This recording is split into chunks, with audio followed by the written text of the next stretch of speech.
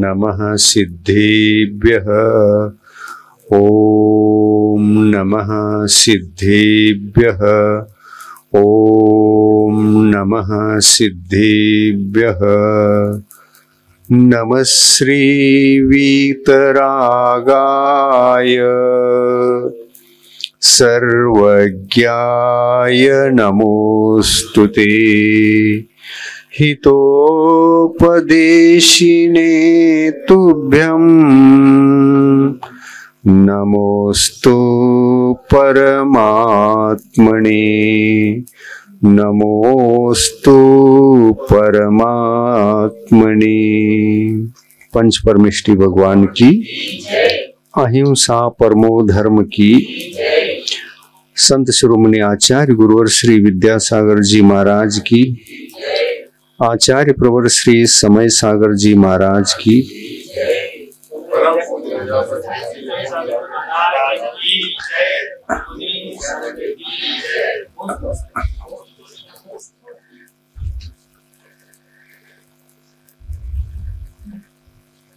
कुलाचार का विषय चल रहा है। विगत 2-3 दिन से चला ही है। आज वही कुलाचार का विषय आगे बढ़ रहा है।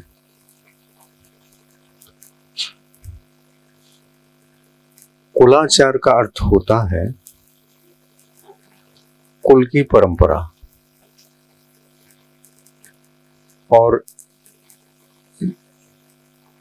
जात्याचार का अर्थ होता है जाति की वंश परंपरा।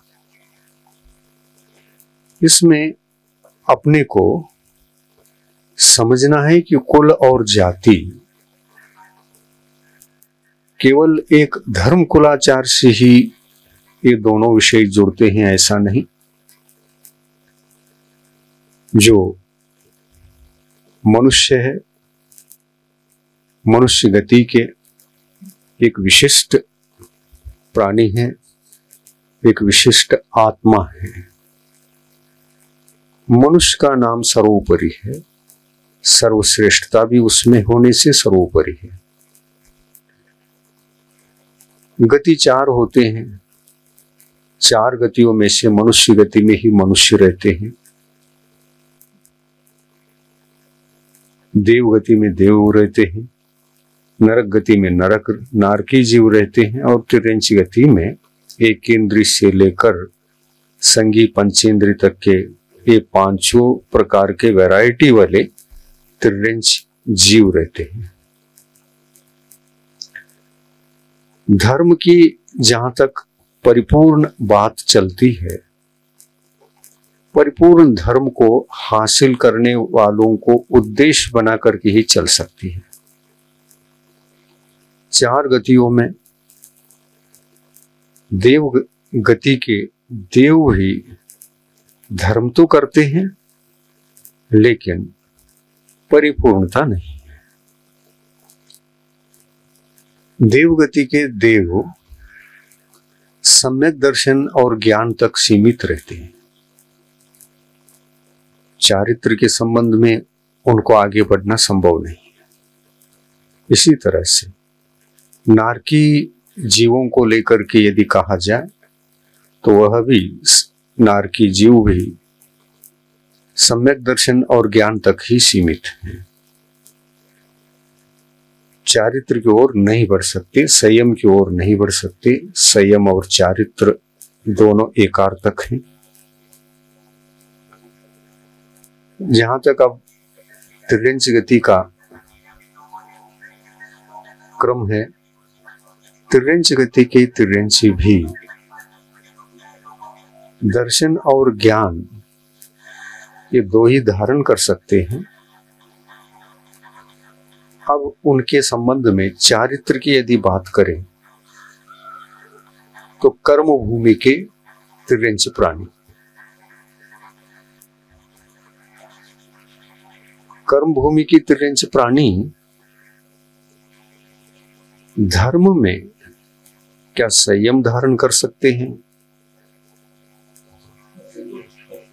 तो कहना पड़ेगा नहीं कर सकते। ये क्या नवीन विषय, नहीं कर सकते। देश व्रत धारण कर सकते हैं, ये भी चारित्र है, ये भी संयम है, लेकिन एक देश है।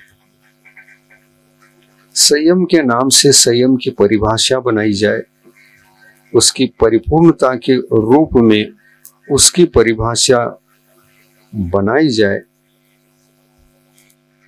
तो पंच पापों को पूरी तरह से छोड़ने की क्षमता जिस गति में हो वही संयम धारण कर सकता है।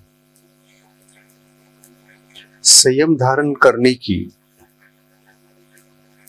एक पद्धति, एक क्रम, एक सीक्वेंसी है। यह सीक्वेंसी दो गति के लिए लागू होती है। तिर्यंच प्राणी तिर्यंच गति का जीव है, वो देश व्रतों से आगे नहीं बढ़ सकता।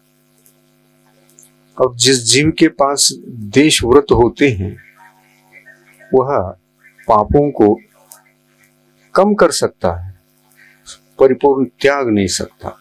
इसी का नाम देश व्रत। तो ऐसे देश व्रती जीवों के लिए क्या संयमी कहा जाए, प्रश्न उठता है। तो संयमी तो नहीं कह सकते, क्योंकि संयमी कहने से केवल संयम है, असंयम जिसमें बिल्कुल नहीं है, ये अर्थ होता है। किंतु यह मनुष्य गति के मनुष्यों को मात्र संभव है, क्योंकि मनुष्य कर्म भूमि का हो। भोग भूमि के मनुष्यों की बात यहां नहीं हो सकती, क्योंकि देवगति की तरह भोग भूमि के मनुष्यों को भी सम्यक दर्शन और ज्ञान के अलावा चारित्र अंश मात्र में भी नहीं है। तो मनुष्यों में वैरायटी है। मनुष्य चार जगह होते हैं, कर्म भूमि में भी होते हैं, म्लेच्छ खंडों में भी होते हैं, भोग सुभोग भूमियों में भी होते हैं, और कुभोग भूमियों में भी मनुष्य पाए जाते हैं। मनुष्य चार प्रकार के हैं, कुभोग भूमि वाले, सुभोग भूमि वाले, म्लेच्छ खंड वाले और आर्य खंड वाले। अब इन चारों को लेकर के चर्चा की जाए। परिपूर्ण संयम धारण करना मनुष्य गति में कौन से मनुष्यों को है, चार प्रकार में से। कर्म भूमि वाले आर्य खंड को, आर्य उनका नाम जो आर्यत्व अपने जीवन में पैदा कर सकता है। और आर्यत्व किसका नाम, आर्यत्व किसका नाम, किसको आर्य कहें, तो आर्यत्व के कुछ लक्षण हैं। क्षेत्रार्य भी हैं, जात्यार्य भी हैं। इसके अलावा क्षेत्रार्य होकर जन्म लेना, ये सामान्यतः सबको क्षेत्रार्य बनना संभव है, क्योंकि क्षेत्र, हम कर्म भूमि के अंदर जन्म ले चुके हैं तो हम क्षेत्रार्य हैं। कर्म भूमि का जिसका भी जन्म हो गया वो सभी क्षेत्रार्य हैं। जात्यार्य, जो मनुष्य जाति में पैदा हुआ है वो जात्यार्य है। सामान्यतः सभी मनुष्य जाति के होते, मनुष्य जाति को जात्यार्य कहेंगे, परंतु ये मनुष्य जाति के जात्यार्य कर्म भूमि वाले ही हो सकते हैं, क्योंकि जाति तो सब जगह है। भोग भूमि में भी जाति है, मनुष्य जाति चारों जगह है, लेकिन कर्म भूमि में जन्म लेने वाला जो जाति का मनुष्य वो सर्वश्रेष्ठ है चारों में। अब इस विषय को लेकर के हम कुलाचार की चर्चा करेंगे।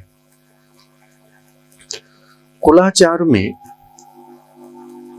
ये सब कुलाचार है, भोग भूमि के भी कुलाचारी हैं, ब्लिचखंड की भी कुलाचारी हैं, क्योंकि सभी मनुष्य हैं। मनुष्य गति में जन्म लेने के बाद अपने अपने ढंग से सभी कुलाचार वाले हैं, परंतु जो मानवीय कुलाचार है वो सबके पास है। मानवीय कुलाचार सबके पास है। और मानवीय कुलाचार क्या है ये पूछें तो मानवीय कुलाचार वहां वहां जो मनुष्य बन करके जिस क्षेत्र में भी चारों जगह वहां वहां जो मानव कुल मिला है उसका आचरण वे करते हैं। परंतु जहां तक पाप को त्याग करके जीने वाला मनुष्य होता है वो दो प्रकार का होता है। पापाचार का त्याग करने वाले दो प्रकार के। कैसा पापाचार? देखिए, पापाचार दो प्रकार का है। एक संपूर्ण पाप से मुक्त होना, जिसमें 5 पाप होते ही नहीं, या तो एक देश रूप से पाप से मुक्त होना। ये आंशिक रूप से व्रत तो आ गए लेकिन अव्रत भी साथ चल रहे हैं। हिंसा साथ में है, पंचपाप साथ में है, लेकिन कम किया गया है। तो जो कम करते हैं उनको देशव्रती समझा जाता है, और देशव्रती बनना तो कर्म भूमि के मनुष्यों को संभव है। अन्य गति की अपेक्षा से सोचें तो तिर्यंच गति में देशव्रती तिर्यंच पाए जाते हैं, इसलिए तिर्यंच गति में भी देशव्रती होते हैं। ये बात स्वीकार करना चाहिए। 12 अनुव्रत जो होते हैं देशव्रती को भी होते हैं और तिर्यंच गति के तिर्यंचों को भी होते हैं।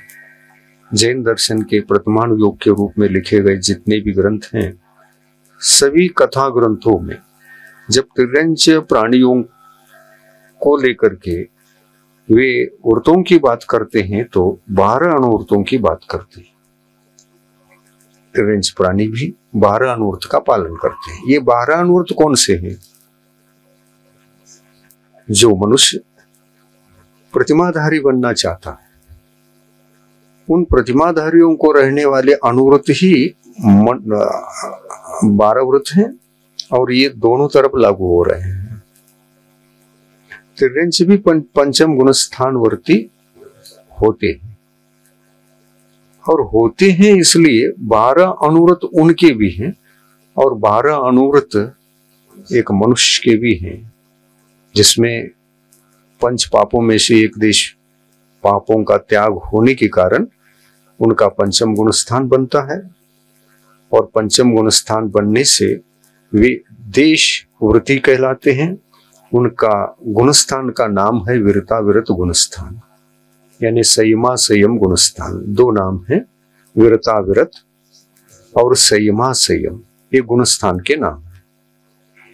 संयमा संयम कहो, चारित्र भी कह सकते हैं और चारित्र भी और चारित्र भी है, मिक्स है।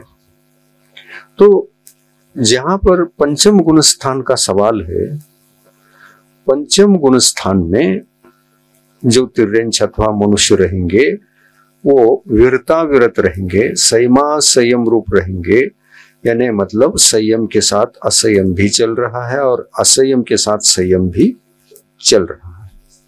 ये तिर्यंचों को भी संभव है, मनुष्यों को भी संभव है। लेकिन मनुष्य आगे बढ़ना चाहे तो बढ़ सकता है, कर्म भूमि का है। तीर्थंकर भगवंतों ने बताया है कि 6 सनन होते हैं। 6 सनन वाले, कोई भी सनन वाले हो, अंतिम सनन भी क्यों ना हो, हीन सनन भी क्यों ना हो, ये परिपूर्ण संयम धारण कर सकते हैं। परिपूर्ण का मतलब पंचों पापों को छोड़ने के बाद जो संयम प्रकट होता है। ऐसा मत समझना कि यथा क्या चारित्र को भी पालेंगे, वो विशेष बात हो जाती है। परिपूर्ण रूप से यानी पंच पापों के संपूर्ण त्याग रूप जो संयम है वो सभी सनन वाले धारण कर सकते हैं। इससे पता चलता है कि कर्म भूमि के मनुष्य, चाहे वो पंचम काल के हों, चाहे वो चतुर्थ काल के हों, पंचम काल में उत्तम सनन नहीं मिलते और चतुर्थ काल में उत्तम सनन वाले भी रहते हैं और हीन सनन वाले भी रहते हैं। उसमें पुरुष पर्याय में 6 सनन पाए जाते हैं चौथे काल में। स्त्री पर्याय में 3 ही हीन सनन पाए जाते हैं। कर्म भूमि के सभी स्त्री पर्याय के भव्य जीवों को हीन सनन 3 ही मिलते हैं। पुरुष पर्याय में 6 मिलते हैं और किसी को उत्तम सनन भी मिलते हैं और किसी को हीन सनन भी मिलते हैं। उसमें 2 भाग भेद बन जाएंगे। तो यहां जिसको हम पूर्ण संयम कहते हैं, पूर्ण संयम कहते हैं, पूर्ण संयम तो आप देखो 14वें गुण स्थान में पहुंचे बिना संयम की परिपूर्णता, चारित्र की परिपूर्णता जीवन में प्रकट नहीं होती। 14वें गुण स्थान में ये रत्नत्रय धर्म पूर्ण होता है। 13वें में सम्यक दर्शन पूर्ण होता है और ज्ञान भी पूर्ण होता है, लेकिन चारित्र अपूर्ण ही रहता है। पूर्ण संयम की यदि बात करते हैं, 100% बात कर रहे हैं, तो 14वें गुण स्थान में गए बिना रत्नत्रय धर्म पूर्ण रूप से देखने को नहीं मिलेगा। ये सिद्धांत की बातें हैं। एक व्यवस्था है, नैसर्गिक व्यवस्थाएं हैं। मनुष्य अपने भावों से, शुभाशुभ भावों से कर्मों को बांधता है।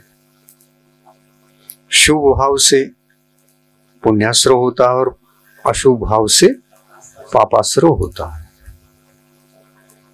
पाप का फल है हीन सनन, पुण्य का फल है उत्तम सनन। लेकिन ध्यान रखिए, उत्तम सनन 3 है। उसमें से पुण्य के कोटि में आने वाला पुण्य का फल केवल यानी केवल एक ही सनन है, वज्र नारद सनन। शेष जो 2 उत्तम सनन है वे पाप के फल है। क्यों? इसको पाप क्यों कहा? क्योंकि सनन उत्तम की कोटि में आ रहा है और उत्तम विशेषण, व्युत्तम संज्ञा क्यों दिया जा रहा है, ये प्रश्न पूछो तो एक आचार्य परमिष्टि हुए हैं 8वीं शताब्दी में, जिनका नाम अकलंक देव। तत्वार सूत्र का बड़ा तार्किक व्याख्यान करने वालों में से एक आचार्य परमिष्टि ऐसे हैं जिनका नाम अकलंक देव है, 8वीं शताब्दी के हैं।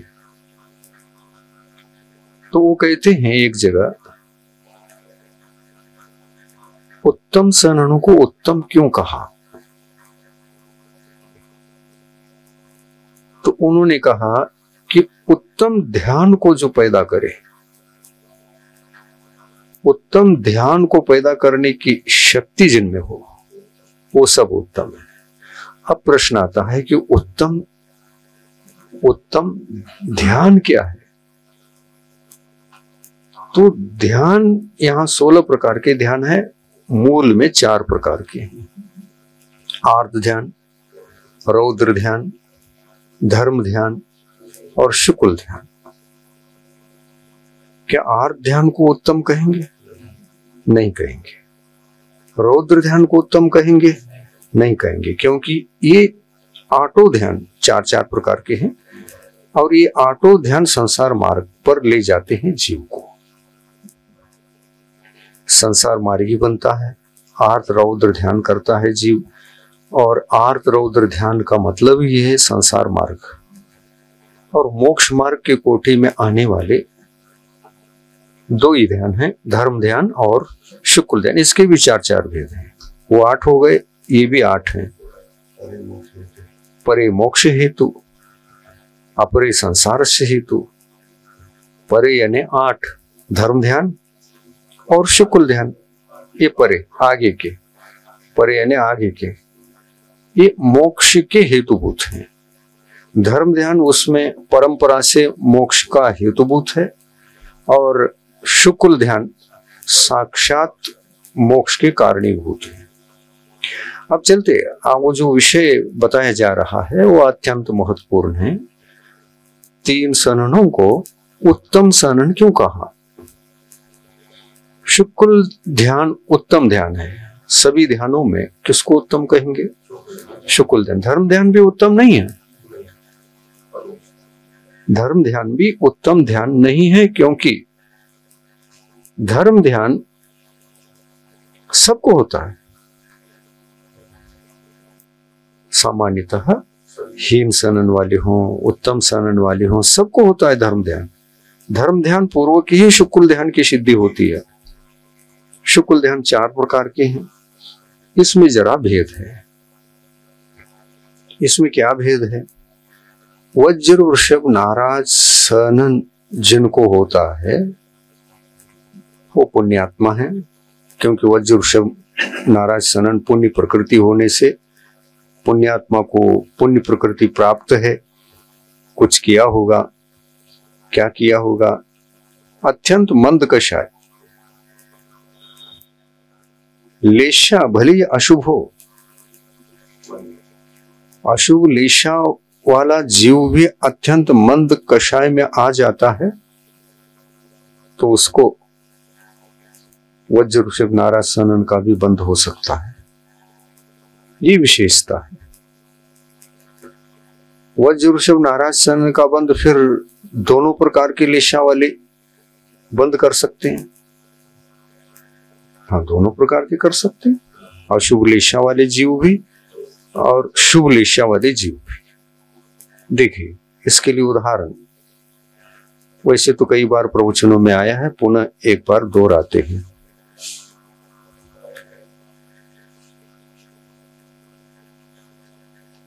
त्रिंच गति में जीवों की वैरायटी अधिक है। संगी पंचेंद्री से लेकर असंगी, फिर चतुरेंद्री, 3 इंद्री, द्विइंद्री, एक इंद्रियों में 5 प्रकार के स्थावर का एक वैरायटी, और उसमें भी वनस्पति संज्ञक प्रत्येक वनस्पति जीव और साधारण वनस्पति जीव।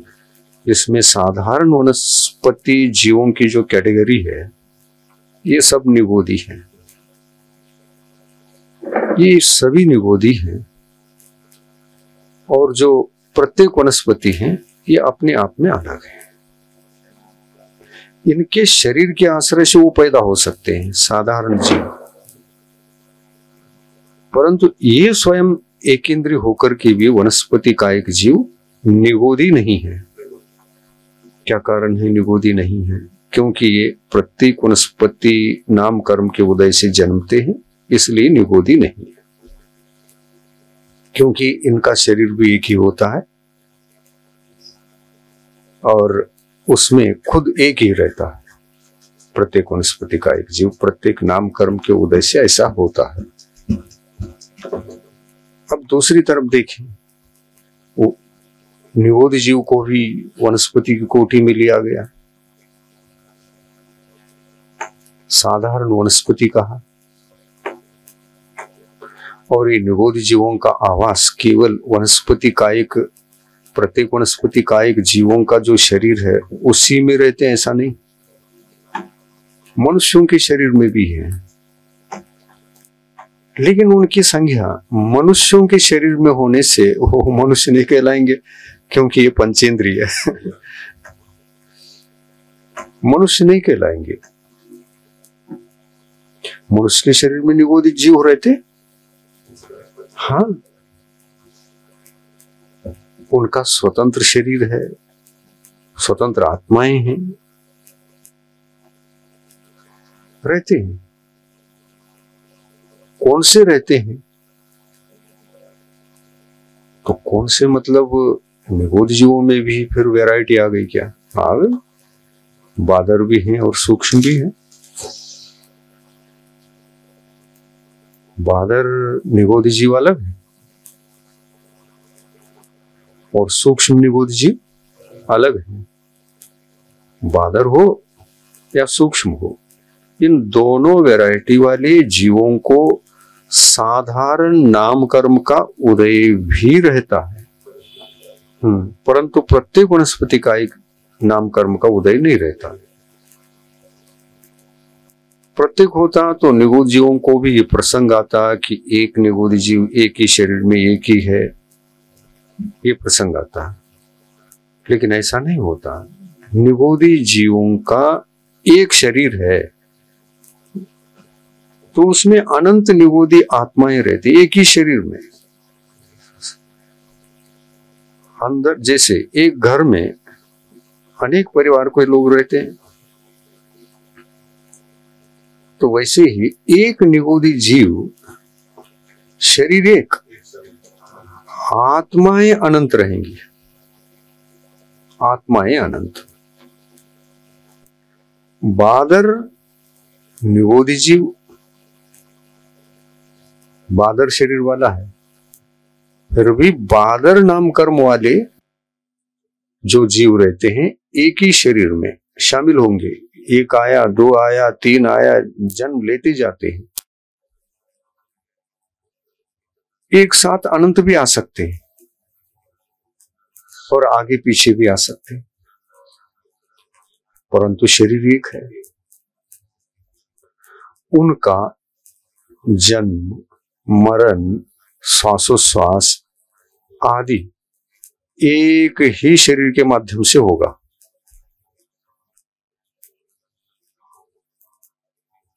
एक का श्वास रुक गया, सबका श्वास रुक गया। बादर है, आपत्ति हो सकती है, बादर शरीर आपत्ति वाला होता ही है। सूक्ष्म शरीर वाले जो जीव रहते हैं, सूक्ष्म नाम कर्म के उदय से सूक्ष्म शरीर को प्राप्त करके निगूढ़ पर्याय में जिनका जन्म हुआ है, वे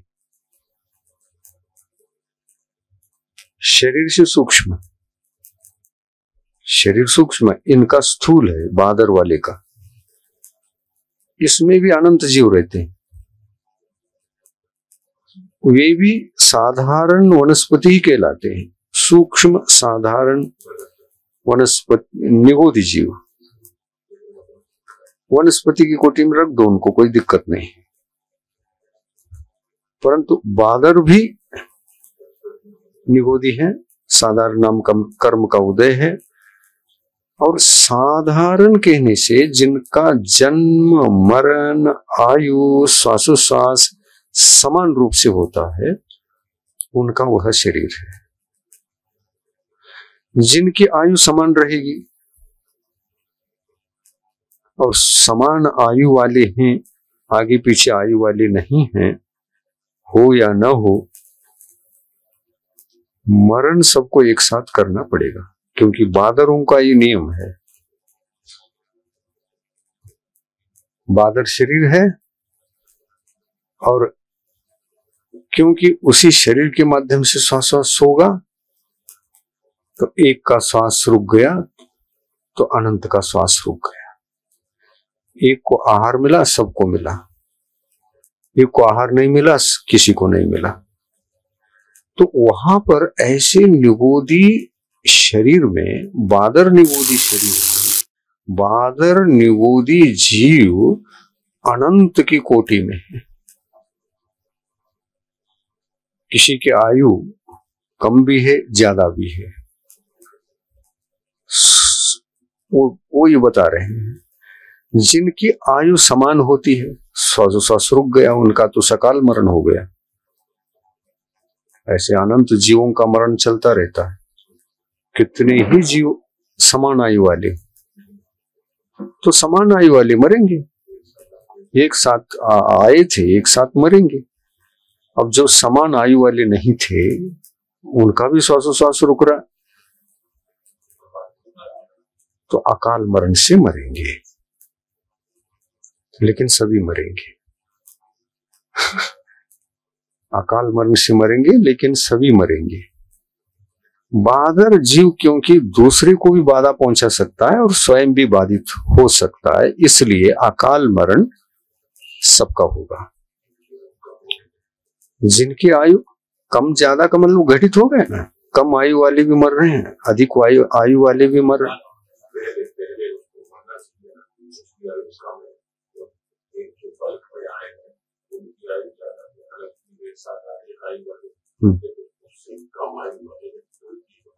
हाँ ठीक है, जो कम आयु वाले हैं वो कम आयु वाले, कम आयु के साथ कोई बाधा पहुंच गई तो कम हो तो भी मरना है, अधिक हो तो भी मरना है।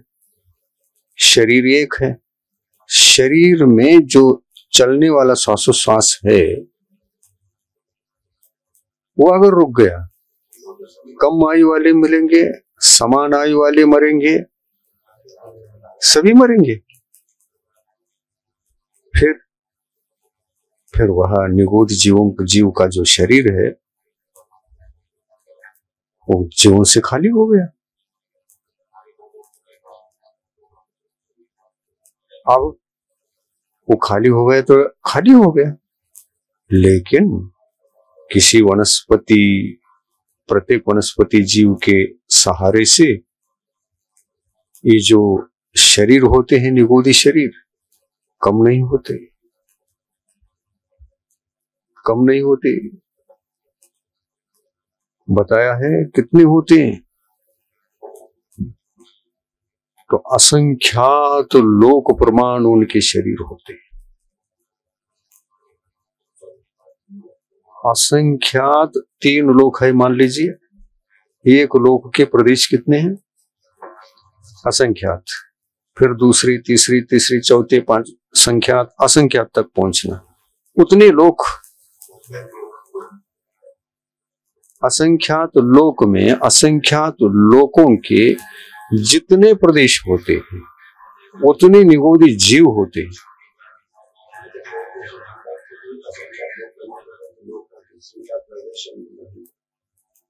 नहीं, संख्या असंख्यात प्रदेश, प्रत्येक कर क्लियर हो रहा, वही क्लियर हो रहा है। लोक एक है मान लीजिए, क्या संख्यात प्रदेश है उसमें?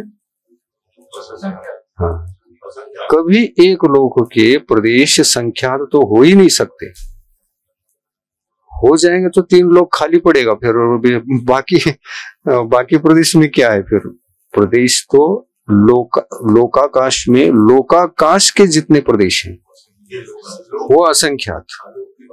हाँ, तो ये सभी सिद्धांत के बातें सामने रख करके हम जिस विषय को लेना चाह रहे हैं वहां पहुंचते हैं।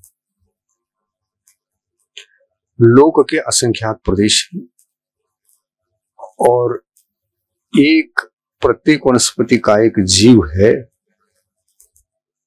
और प्रत्येक वनस्पति का एक जीव का एक ही शरीर है। उस एक शरीर में ये निगोदी जीवों के लिए जो शरीर प्राप्त होना चाहिए वो कितने हैं? असंख्यात लोक प्रमाण शरीर हैं।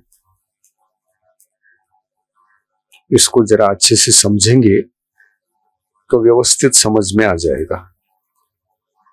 असंख्यात लोक प्रमाण जो शरीर हैं,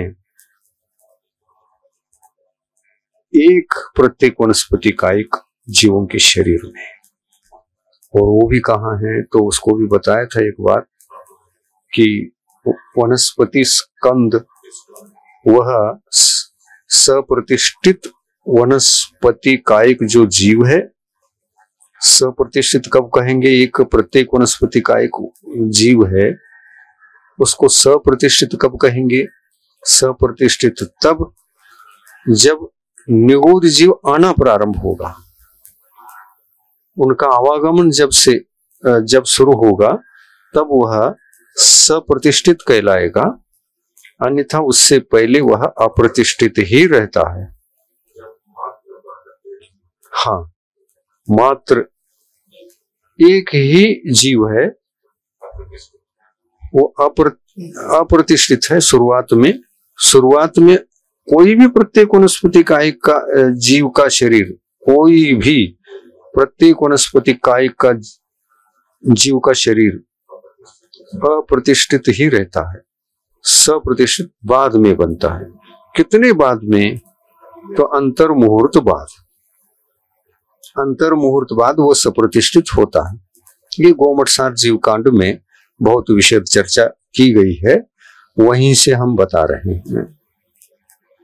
गोमटसार जीव कांड एक ऐसा है कि जीव सिद्धांत को परिपूर्ण व्यक्त करने वाला सिद्धांत है। जीव सिद्धांत का मतलब बायोलॉजी, भौतिक बायोलॉजी जो होता है कुछ भी नहीं उसमें। इसमें इतना डीप नॉलेज दिया गया है कि ये विज्ञानी या विज्ञान के पास अगर सामने जाए ना तो कहेंगे इसमें से हम कुछ भी नहीं है। ये भी खोज किसी ने किया है कि किसने बताया होगा, वो आश्चर्यचकित हो जाएंगे कि हम जिसको स्थूल होकर के भी उसका व्याख्यान नहीं कर पा रहे हैं। वनस्पति में श्वासोश्वास है, ये पहली बार पता चला, किसी ने पता चला दिया, विज्ञानी ने। जगदीश चंद्र बोस ने कहा कि वनस्पति में जीवन है, ऐसा कहा उन्होंने। तब जिनको कुछ भी पता नहीं था वो आश्चर्यचकित हो गए, वनस्पति में भी जीवन है। कोई बड़ी आश्चर्य की बात नहीं है। वनस्पति का एक जीव ही हैं। पेड़ पौधे ये सब जीव हैं। ये कब से कहना हो रहा है धर्म के दृष्टिकोण से? अनादि से है। और फिर जगदीश चंद्र बोस ने जो कहा, हाँ, जगदीश चंद्र बसु ने जो कहा, तो अभी कहा है, इसी युग में कहा है, 100 साल 150 साल 100 साल के अंदर है। तो इससे पहले क्या ये जीव नहीं थे? किसी को पता ही नहीं था? नहीं, ये जैन दर्शन की शास्त्र केवली भगवान की वाणी है। वो बहुत पहले सूक्ष्माति सूक्ष्म व्याख्यान वनस्पति के संबंध में तीर्थंकर भगवंतों ने अपने केवल ज्ञान के द्वारा किया है। तो देखो, अपन समझे कि वनस्पति का एक जीव एक शरीर वाले भी है और अनंत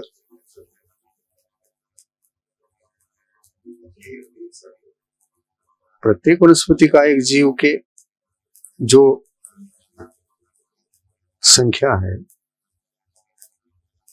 वो कितने हैं?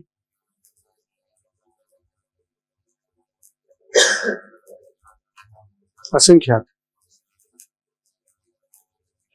लोग आकाश में बादर निगोदी जीव जो होते हैं, निगोदी बादर प्रत्येक वनस्पति का एक जो होते हैं, ये सूक्ष्म नहीं होते, इनमें सूक्ष्म की वैरायटी नहीं है, ये केवल बादर ही होते हैं। प्रत्येक वनस्पति का एक जीव केवल बादर ही होते हैं, क्योंकि शरीर एक है और वो भी बादर है, इसका सूक्ष्म भेद नहीं बनता।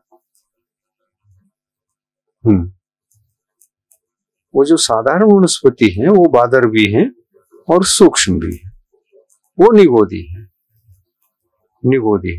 और ये निगोदी जीव बादर वाले हो या सूक्ष्म वाले हो, ये निगोदी जीव, इसमें सूक्ष्म को छोड़कर बादर निगोदी जीव, बादर काय वाले इस प्रत्येक वनस्पति का एक अप्रतिष्ठित प्रत्येक वनस्पति का एक जीव के शरीर में आवागमन इनका पूर्ण होता है। जब वो जन्म लेता है, जन्म के अंतर मुहूर्त बाद निगोदी जीवों का आवागमन हो जाता है।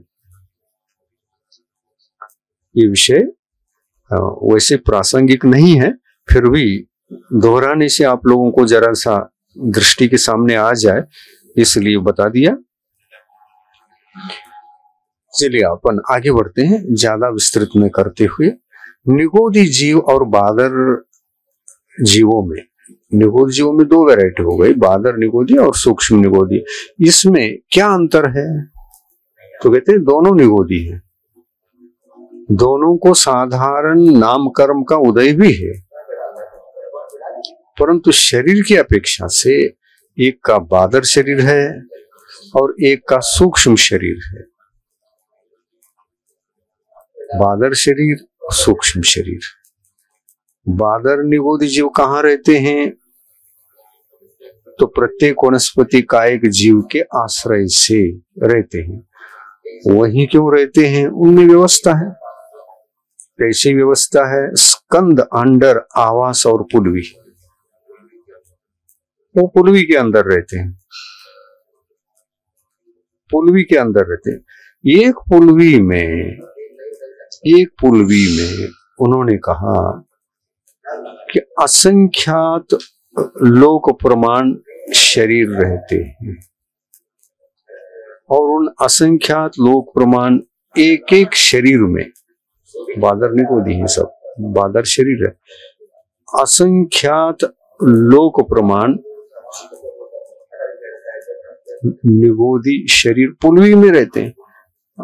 हाँ, उतने असंख्यात लोक प्रमाण शरीर है। हाँ, एक पुलवी में। हाँ? एक शरीर में। कौन सा शरीर? प्रत्येक वनस्पति कायक वाला एक शरीर, पेड़ पौधे जब है ना इसमें, और एक स्कंद में कितने प्रत्येक वनस्पति कायक रहते हैं? तो वो कहते हैं संख्यात लोक प्रमाण भी रहते हैं और असंख्यात लोक प्रमाण भी रहते हैं एक स्कंद में। तो उनकी भी संख्या देखिए आप, वो भी कम नहीं है। लोग सोचते हैं एक पेड़ में एक ही वनस्पति का एक जीव है, ऐसा नहीं है। एक पेड़ में अनेक स्कंद हैं।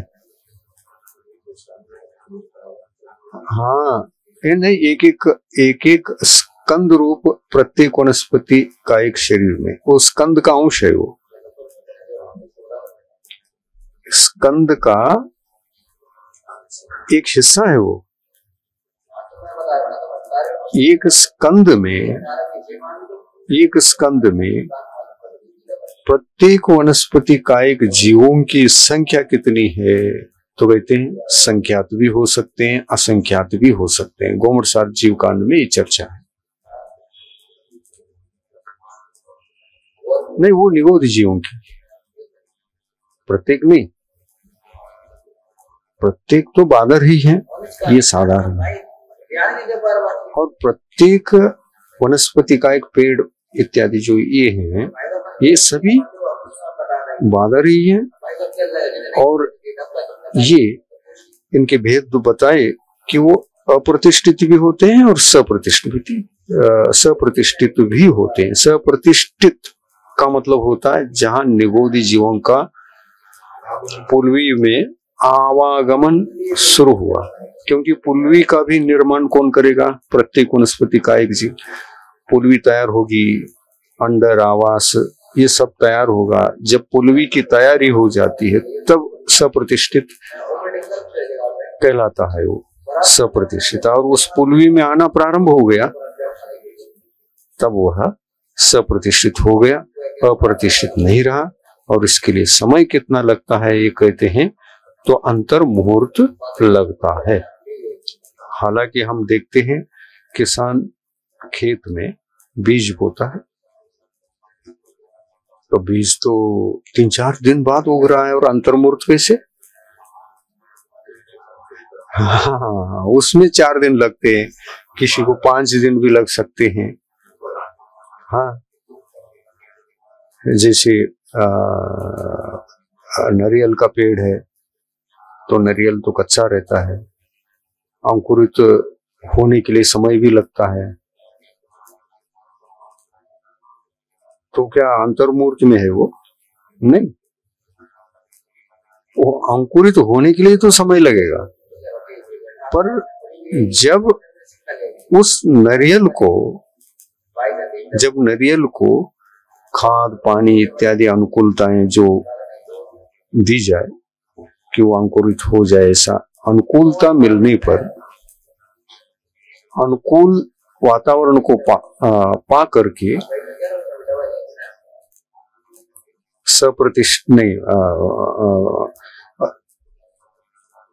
प्रत्येक वनस्पति नाम कर्म के उदय वाला वो जीव का आवागमन होगा।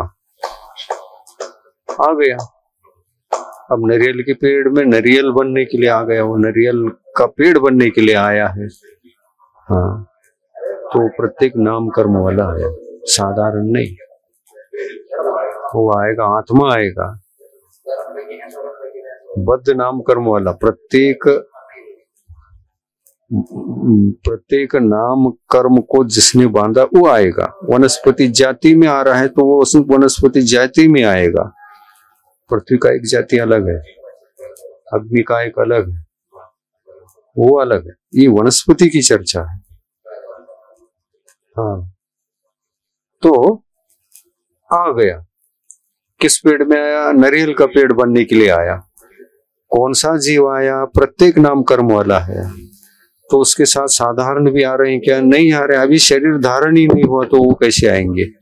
अभी आया और अंकुरित होने की जगह आया। तब तक 2, 4, 5 दिन जितना भी लगता है अंकुरित होने में, वो माहौल बनने के बाद उस स्थान पर आया। आने के, हाँ, योनि स्थान पर आया। योनि स्थान बने बिना तो आता नहीं कोई भी जीव। योनि स्थान निर्मित होने के बाद ही, माहौल बनने के बाद ही वो जीव आता है। तो प्रत्येक वनस्पति का एक, वो जो वनस्पति जाति में जन्म लेने के लिए, उसमें भी वैरायटी। नारियल का पेड़ अलग है, आम का पेड़ अलग है। क्या बनने आया? नारियल बनने आया। वनस्पति की कितनी जातियां हैं? 10 लाख जाति बताई। सबसे ज्यादा जाति वनस्पति में है। तो आया वो। ऐसे आने को उपरांत क्या वो अकेला ही आता है? नहीं आता है, अकेला नहीं आता। उसके आने के उपरांत और भी आते हैं। प्रत्येक वनस्पति का एक जीव। कैसे आते हैं? एक आया जब जन्म योनि स्थान में जन्म ले रहा था, अंतर मुहूर्त काल तक वह निगूढ़ जीवों से रहित रहता है। उसमें निगूढ़ जीव है ही नहीं, एक भी नहीं है, खाली है वो, अप्रतिष्ठित। मतलब वो आकर जन्म लेने में, अपना शरीर बनाने में उसकी भी पर्याप्तियां होती हैं। उन पर्याप्तियों को पूर्ण करके जन्म लेने में समय तो लगता है। उसमें अकाल मरण भी संभव है भी और नहीं भी। अकाल मरण भी संभव है। अगर अकाल मरण होने की संभावना नहीं है तो पर्याप्तक नाम कर्म के उदय से पर्याप्ति पूर्ण करने वाला जीव है। उसकी निवृत्ति अपर्याप्तक दशा, उसकी जितनी पर्याप्तियां, कितनी पर्याप्तियां? आहार, शरीर, इंद्रिय, श्वासोश्वास, भाषा और मन। एक इंद्रिय को कितनी पर्याप्तियां हैं? आहार, शरीर, इंद्रिय, श्वासोश्वास। बाकी कहाँ है? 4 ही हैं। भाषा नहीं, बोल नहीं सकता वो। एक इंद्रिय बोलेगा क्या? पेड़ पौधे बोलते हैं क्या? बोलने वाले पेड़ कोई है क्या? कहीं भी दुनिया में नहीं, 3 लोक में नहीं है। भाषा यानी बोलना, भाषा पर्याप्ति नहीं है वहां। मन भी नहीं है। 5 इंद्रिय मिले तो मन मिलता है, लेकिन इसका एक ही इंद्रिय, तो मन भी नहीं और भाषा भी नहीं। और 4 पर्याप्तियां होती है। आहार पर्याप्ति है, इंद्रिय श्वासोश्वास नहीं, आहार शरीर पर्याप्ति है, इंद्रिय पर्याप्ति है और श्वासोश्वास पर्याप्ति है। चलिए ये चार पर्याप्ति, चारों पर्याप्तियों को पूर्ण करने में डबल डबल समय लगता है। पहली पर्याप्ति आहार पर्याप्ति एक अंतर्मुहूर्त में पूर्ण हो जाएगा, एक अंतर्मुहूर्त में, वो भी अंतर्मुहूर्त है। इससे डबल अंतर्मुहूर्त वो है आगे का, और वो शरीर पर्याप्ति है, उससे डबल अंतर्मुहूर्त लगेगा तीसरी पर्याप्ति में, उससे डबल लगेगा चौथी में। इतना सब नियम से वो पूर्ण कर ही लेता है। परंतु ये ध्यान रखिए, आहार पर्याप्ति और शरीर पर्याप्ति, ये दो पर्याप्ति, आदि की दो पर्याप्तियां अगर पूर्ण हो गई तो उसको कहेंगे पर्याप्तक जीव। पर्याप्ति पूर्ण करने वाला पर्याप्तक जीव, नियम से पूर्ण करता है आहार और शरीर। लेकिन है कितने? चार हैं, तो चारों को पूर्ण करेगा क्या नहीं करेगा? करेगा। हाँ, इसलिए उस अपर्याप्तक के काल में उसको निवृत्ति अपर्याप्तक नाम दे दिया उसको। हाँ, निवृत्ति पर्याप्तक का मतलब ही है कि पर्याप्ति जो नियम से पूर्ण करता है वो निवृत्ति अपर्याप्तक। हाँ, पर्याप्तियों से निवृत्त होगा वो। और दो पर्याप्ति अगर संपन्न बना लिया तो उसको निवृत्ति अपर्याप्तक कहा। और दोनों को नहीं बना पाया पूर्ण, आदि के आहार और शरीर, दोनों को यदि पूर्ण नहीं कर पाया, अच्छा, उस समय अकाल मरण भी नहीं जीव का। हाँ, निवृत्ति अपर्याप्तक अवस्था में अकाल मरण नहीं है। अकाल मरण इसको पार करने के बाद है। हाँ, पूरी होने के बाद अकाल मरण हो सकता है, लेकिन दो पर्याप्तियों में अकाल मरण नहीं है। आदि की दो पर्याप्तियों में वो अपर्याप्तक ही माना जाएगा। तो चलिए, इसको तो हम समझ गए। किंतु यदि दो पर्याप्ति पूर्ण करने से पहले ही अगर मरण हुआ तो उसको पर्याप्तक नाम कर्म वाला नहीं कहलाएगा, वो अपर्याप्तक नाम कर्म। नाम कर्म दो प्रकार का है, पर्याप्तक भी नाम कर्म है, अपर्याप्तक भी नाम कर्म है, साधारण भी नाम कर्म है, सूक्ष्म भी नाम कर्म है, सब नाम कर्म है। और जो जो नाम कर्म जिस जीव को है वैसा ही उसका परिणमन होता है, कर्मानुसारी अवस्था का परिणमन। इसलिए नाम कर्म के जो भेद बनते हैं वो 93, सबसे ज्यादा भेद इसमें है, सबसे ज्यादा वैरायटी भी उसी की। अच्छा, अपन आगे चलते हैं। एक जीव नारियल के पेड़ में आया, वो कब तक अप्रतिष्ठित है? अंतर्मुहूर्त तक। अंतर्मुहूर्त के पश्चात, मतलब अंतर्मुहूर्त तक पुलवियां तैयार होती है। हाँ, स्कंद, अंडर, आवास, पुलवी, पुलवी तैयार होने के पश्चात उसमें निगोदी जीवों को आकर जन्म लेने का वातावरण निर्मित होकर उसमें जो शरीर होना चाहिए, वहां आने के बाद शरीर ग्रहण करना चाहिए, वो शरीर एक पुलवी में, क्योंकि पुलवियां कितनी हैं वहां? असंख्यात लोक प्रमाण। हाँ, उतनी पुलवियां हैं, और उन असंख्यात लोक प्रमाण एक एक पुलवी में अनंत अनंत अनंत अनंत बादर निगोदी जीव होते हैं। सूक्ष्म नहीं रहते बादर निगोदी, क्योंकि सूक्ष्म जीव वो किसी से बाधित नहीं होते, उनको जन्म लेने के लिए ऐसा कोई आधार नहीं चाहिए। वो तो 3 लोक में सर्वत्र जन्मते रहते हैं, सर्वत्र मरण करते रहते हैं। वो एक स्वतंत्र ही शरीर है। लेकिन स्वतंत्र शरीर होकर के भी कहते हैं उनका जो शरीर है किसी के आश्रय से नहीं, एक शरीर किसी भी आश्रय से नहीं है। जन्म लेते समय कोई उनका योनि स्थान स्वतंत्र ही है और वो लोकाकाश के प्रत्येक प्रदेश पर उनका योनि स्थान है। और ऐसे निगोदी सूक्ष्म शरीरधारी लोक के हर प्रदेश में है, लेकिन बादर के ऐसे नहीं। बादर निगोदी जो सर्वत्र नहीं रहते, हाँ कहीं है भी और कहीं नहीं भी है। आकाश के प्रत्येक प्रदेश पर नहीं है ये, कहीं है भी, और क्योंकि आश्रय चाहिए और हर जगह आश्रय नहीं है। तो बादर को आश्रय नहीं है, सूक्ष्म को तो आश्रय की जरूरत ही नहीं है।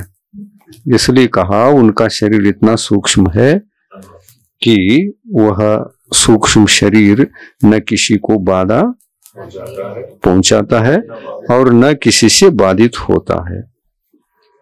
एक वज्र पटल में से भी, वज्र तो बादर है, एक वज्र पटल में से भी, क्योंकि वो सबसे ठोस है वज्र पटल। वज्र पटल इतना ठोस होने के बाद भी बादर है वो, और बादर है इसलिए उसमें से रास्ता निकलता है। सूक्ष्म जीव खिड़की से जैसा निकल जाता है ना, छोटा जीव रोकता नहीं, कैसी भी जाली लगा लो कुछ भी करो, वो इतना जीव सूक्ष्म है कि जाली से भी निकल गया।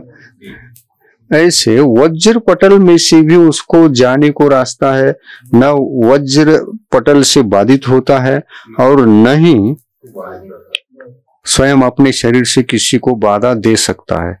तो वज्र पटल में से स्वाभाविक रूप से ही पार होगा वो, धक्का लगे बिना। मतलब वज्र पटल में भी रास्ते हैं और पानी भर करके रखते हैं वज्र के किसी पात्र में, पानी तो पार नहीं होता। क्यों होता? क्योंकि उसमें पानी भी एक इंद्रिय है ना, वो बादर है इसलिए पानी गिरता नहीं। बादर हो तो पानी नहीं गिरेगा, सूक्ष्म हो तो और सूक्ष्म निकल जाता। बादर शरीर कोई भी जीव हो, सूक्ष्म जीव जो होता है शरीरधारी जीव, हाँ, और ये सूक्ष्म शरीरधारी जीव पांचों प्रकार के स्थावरों में है। सूक्ष्म स्थावर भी 5 प्रकार का है और बादर स्थावर भी 5 प्रकार का है। तो इस तरह से ये त्रिंचे पर्याय की जाति है। इसको विषय को आगे न बढ़ाते हुए थोड़ा सा प्रासंगिक रूप से बार बार कहेंगे तो ये विषय आपको मजबूत होता है।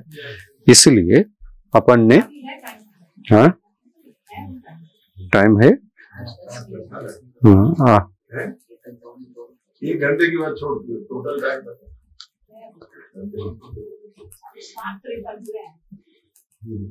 ठीक है, हाँ ठीक है।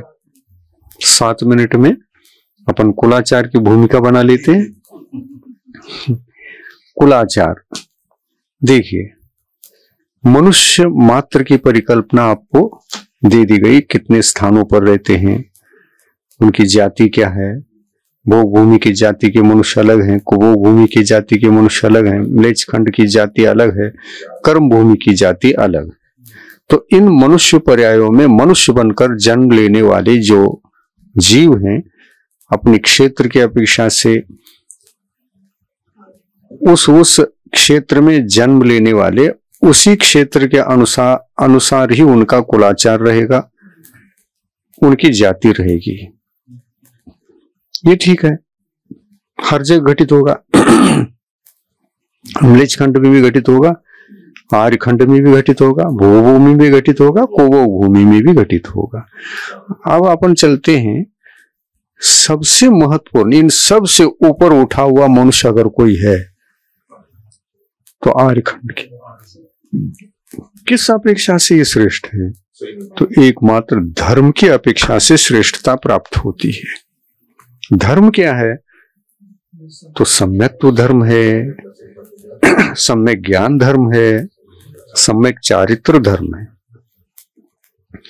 ये धारण जिस क्षेत्र में जीव कर सकते हैं उस क्षेत्र का नाम आर्यखंड। ऐसा नहीं समझना इसको कि आर्य जब से आए भारत में तब से आर्यखंड पढ़ाई। ये गलत है धारणा, वो वैज्ञानिक परिकल्पना है वो। लेकिन भारत में तो ये क्योंकि आर्यखंड है, ये कर्म भूमि है, भरत क्षेत्र कहने से इसमें म्लेच्छ खंड भी आते हैं, 5 म्लेच्छ खंड, और 1 आर्यखंड भी आता है, 6 हो गए। तो ये 6 खंडों को कर्म भूमि कहा है। 6 खंडों को क्या कहा है? कर्म भूमि। म्लेच्छ खंड वाले भी कर्म भूमि वाले, क्योंकि उनको भी व्यवसाय करना पड़ता है, मतलब पेट भरना पड़ता है कर्म करके। तो असी मसी कृषि ये कर्म जो होते हैं ना, वो म्लेच्छ खंडों में भी है, लेकिन वो अनादि है। यहाँ ऐसा नहीं, क्योंकि म्लेच्छ खंडों में भोग भूमि का आना जाना नहीं होता। आर्यखंड में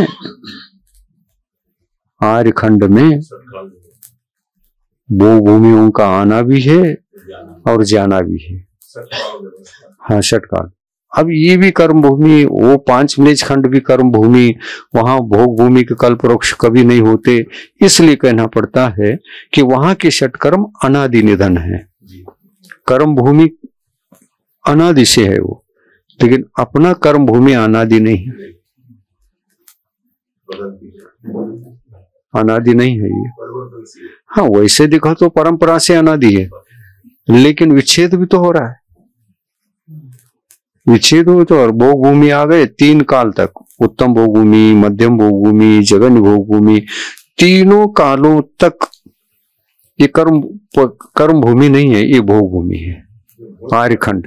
हाँ, बहुत है, 9 कोड़ा कोड़ी। हाँ, उत्सर्पणी अवसर्पणी में दोनों को मिलाओगे तो 18 कोड़ा कोड़ी है। 18 कोड़ा कोड़ी सागरोपम। वो भी कौन सा सागर? सबसे उत्कृष्ट वाला सागर। सागर की भी 3 भेद हैं, व्यवहार सागर, उद्धार सागर, अद्धा सागर। ये कैसा काल? अद्धा सागर से काल उत्कृष्ट। और देवगति में देवों की जो आयु होती है सागरोपम की, वो भी अद्धा सागर से ही लेना है। उद्धार सागर से उनकी आयु नहीं होती, न व्यवहार सागर से, अद्धा सागर से उनकी आयु है। काल को नापना हो, आयु को नापना हो, नरक गति और देवगति के, क्योंकि आयु उनकी सागरोपम में होती है, नापना हो तो अद्धा सागर से ही नापना। ये तिलोपन्नति में यति वृषभाचार्य ने चर्चा की है। ये भगवान की वाणी है, जो जो भगवान की वाणी है वो उसी को उल्लेखित करते हैं, अपनी तरफ से कुछ नहीं लिखते हो, भगवान की वाणी है ये। तो अद्धा सागर सबसे बड़ा। मनुष्यों की आयु तो सागरोपम में कभी हो ही नहीं सकती। देवों की आयु संख्यात वर्ष भी है, असंख्यात वर्ष भी है, और सागरोपम के कोटि में कहा जाने वाला उतने वर्ष प्रमाण भी है। हाँ, 10,000 से लेकर 33 सागर तक। नारकियों का भी ऐसा ही है, 10,000 से लेकर 33 सागर तक। परंतु मनुष्यों की जो आयु होती है वह ज्यादा से ज्यादा 3 पल की होती है।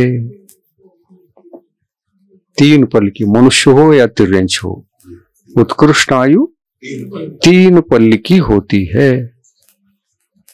पल्य क्या कहलाता है? तो पल्य 3 प्रकार का जो पल्य, यही पल्य उसमें से कोई पल्य है।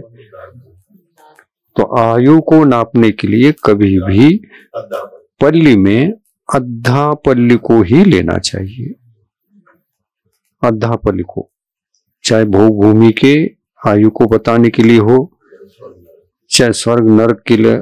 स्वर्ग में तो एक घटित होता ही है, बीच में घटित होगा वो, संख्यात से लेकर फिर पल्ली भी घटित होता है, पल्ली के बाद फिर सागर भी घटित होता है, तीनों घटित होते हैं। लेकिन भोग भूमि में तो 3 पल्ली घटित होता है, और ये भी अद्धा पल्ली से 3 पल्ली। अच्छा, सागर में कितने अद्धा पल्ली होते हैं? एक सागर उत्कृष्ट आयु है मान लीजिए किसी देव की या नारकी की, तो उसमें अद्धा पल्ली कितने रहते हैं? तो कहते हैं अद्धा पल्ली 1 करोड़ अद्धा पल्ली को 1 करोड़ से गुना करो। हाँ, तो 1 कोड़ा कोड़ी, करोड़ से करोड़ गुना करने पर कोड़ा कोड़ी संख्या आती है। कोड़ी कोटि, कोटि से कोटि का गुना कर किया तो कोटा कोटि कहलाता है। मतलब उतना अद्धा पल्ली एक सागर में। हाँ, वो 30 कोड़ा कोड़ी सागर, एक सागर में इतना, फिर 33 कोड़ा कोड़ी सागर जो है ना, 33 सागर जो है ना, वो कितने कोड़ा कोड़ी का आप लगा सकते हैं। चलिए, हो गया, हाँ, खत्म। हाँ,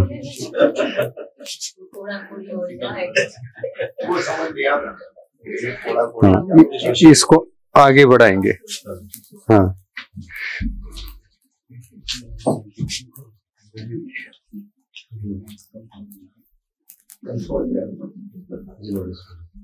प्रभु देव तुम्हारे पवित्र मुख से निसृत जो शीतल वाणी, जग जन मन के मल को धोती, अतः कहाती जिन वाणी।